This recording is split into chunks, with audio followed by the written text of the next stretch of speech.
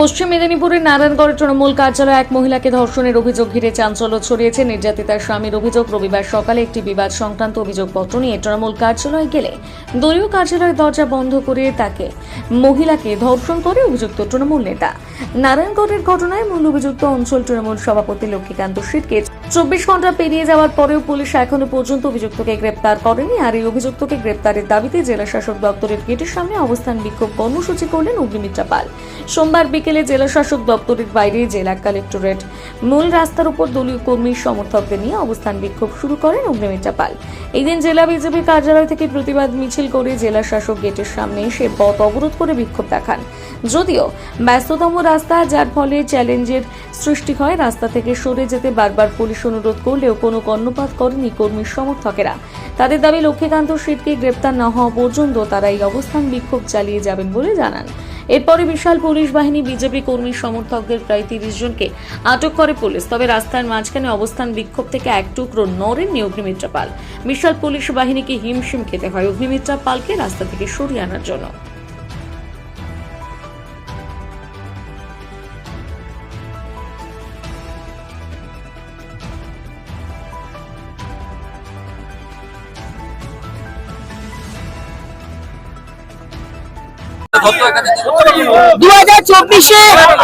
BJP সক্রিয় কর্মী আমার বোন 2024 আমার সাথে কাঁধে কাঁধ মিলিয়ে লড়াই করেছিল।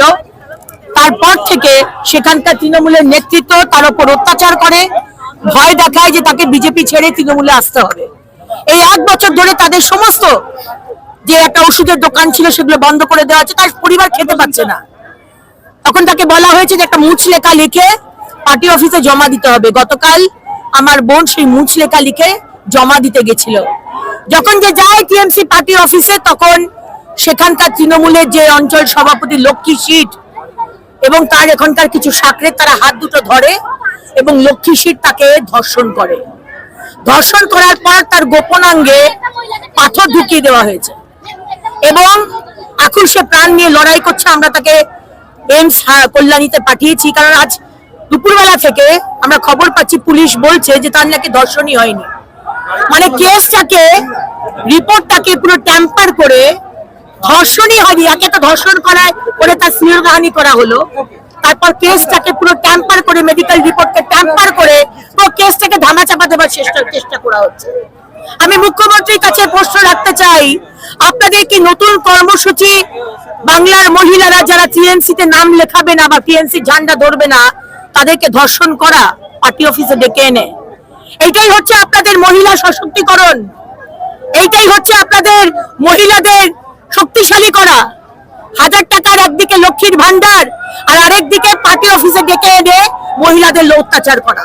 তাই আজকে আমরা এখানে এসেছি, আমরা প্রতিবাদ করছি। যতক্ষণ না লক্ষ্মী সিট অ্যারেস্ট হচ্ছে আমরা এখান থেকে নড়বো না।